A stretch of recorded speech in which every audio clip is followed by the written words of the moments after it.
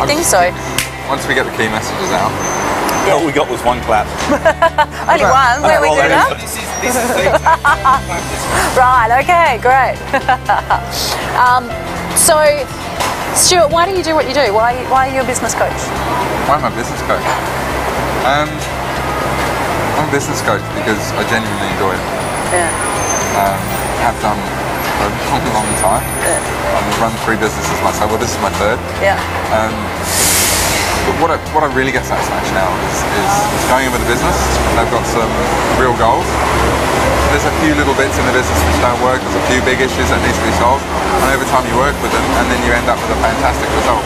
Because when you're dealing with someone's business, you're dealing with something that's not only a source of income for them, it's often something that's tied to them as an individual, their lifestyle, and it's something they put their heart and soul into as well a lot of the time.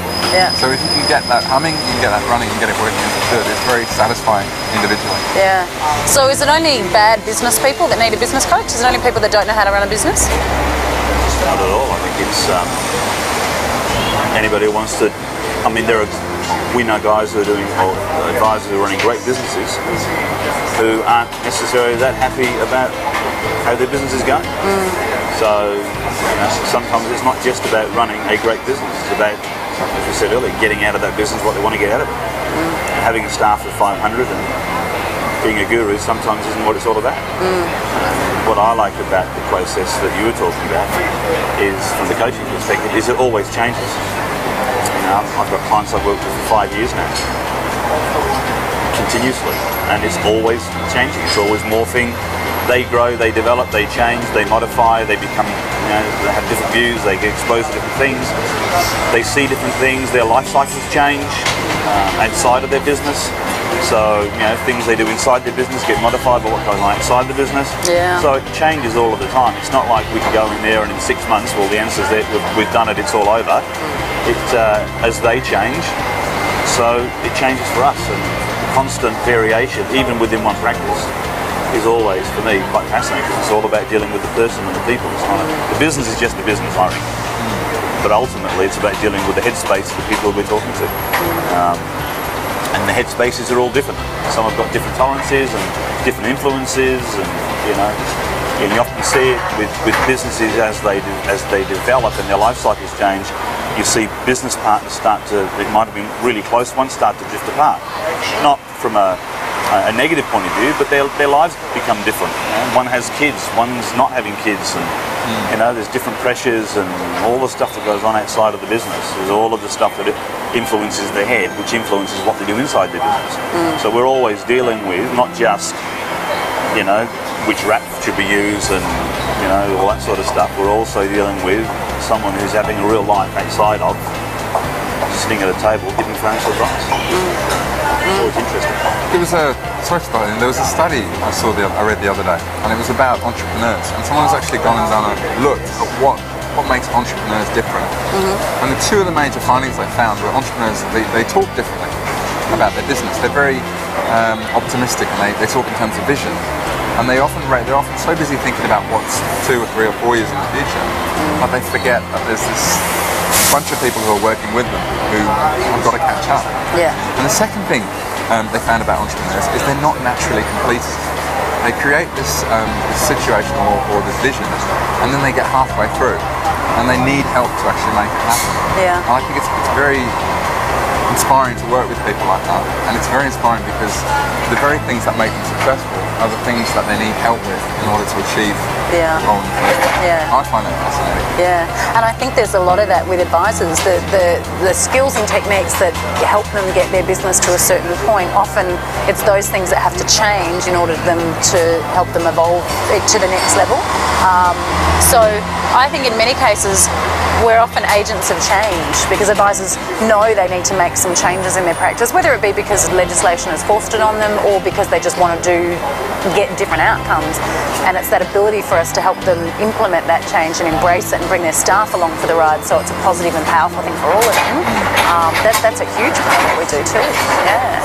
Frank, talk to me about the implementation side of things. We've got Lana there who can come in and actually roll her sleeves up and help train the back office staff and help do some operational things. Do you want to drop in a bit about that? Well, especially just the points that we've been talking about, people embracing change, it will fall apart again if there's not the implementation to see it through. Yeah.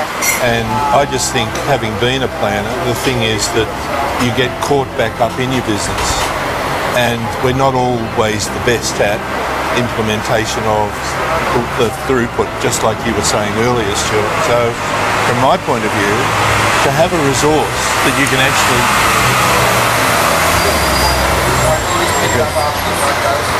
to have a resource that's there to ensure that the planning steps are implemented, I think it's vital. It's like going to a conference, writing all the notes down and going back and putting it in a filing cabinet. Yeah. It's got to happen. Yeah. And the best way to have it happen is have some follow-up with the support staff. And that means you get back to your business of what you're best at, but your staff are actually picking up the change that needs to be implemented to succeed. Yeah. Yeah. Do you want to do the bullshit bingo thing?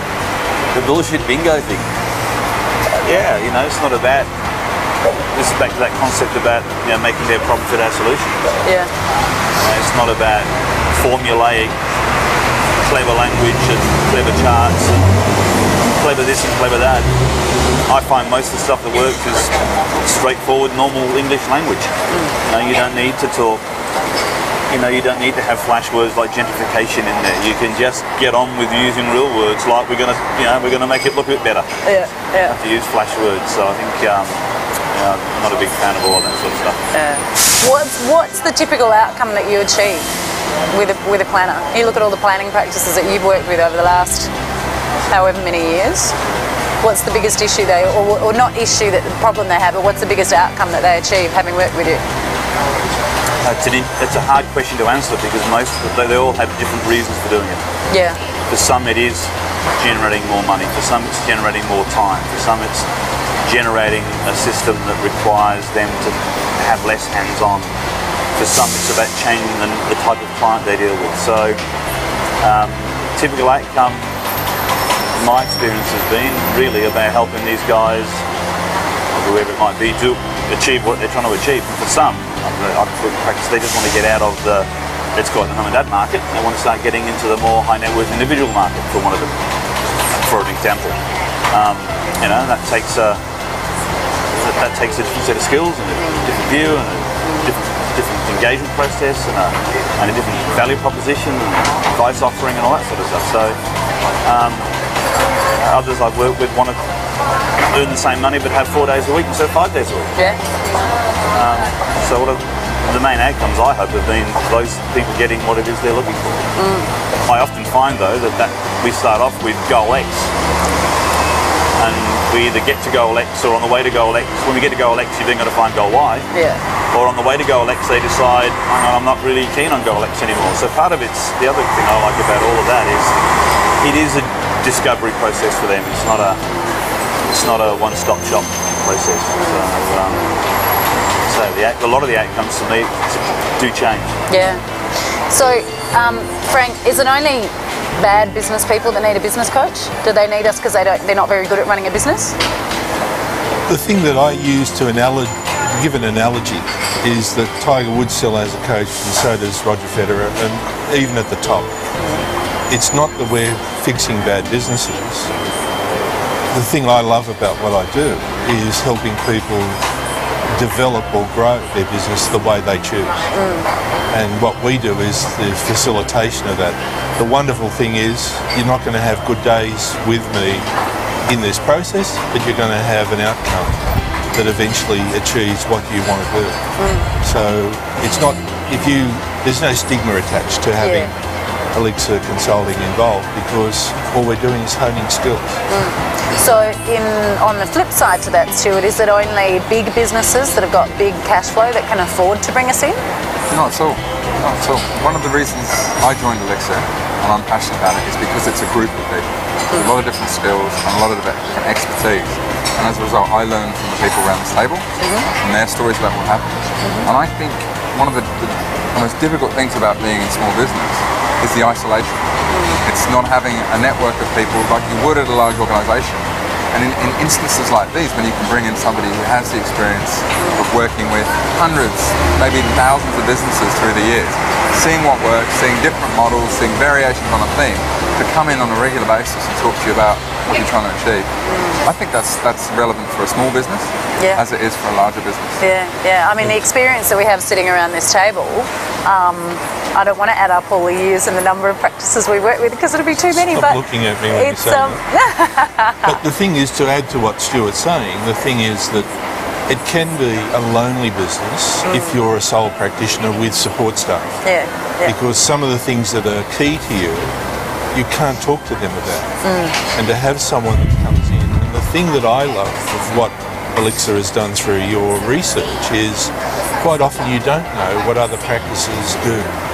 And to have the research that's available to assist you in what you're doing is normal or it's not, and you can change or not need to change, is a wonderful fill-up. So to me, if anything, it's not saying one's more than the other, but there's a real gain when you're a sole practitioner to pick up the resources that Elixir brings to the... I think a key point for that, Frank, as well is it's all very well to know what other practices are doing. That doesn't mean it's right for your practice. No. You know, and I guess part of the art of what we do is we can go into an advisor's practice with 1,000 ideas and 1,000 things we see all over the place. The art of what we do is knowing which bits to pull out when for that particular individual. And just because it's working, XYZ is working really well for the guy he sits next to at every PD day that he goes to for his dealer group, doesn't mean that what the guy he's next to does is right for him. So being able to know what and when to bring to the table, and sometimes how to modify that to suit the individual that has to deal with it, I think that's part of the art of coaching as opposed to science. My eyes keep watering. Got gender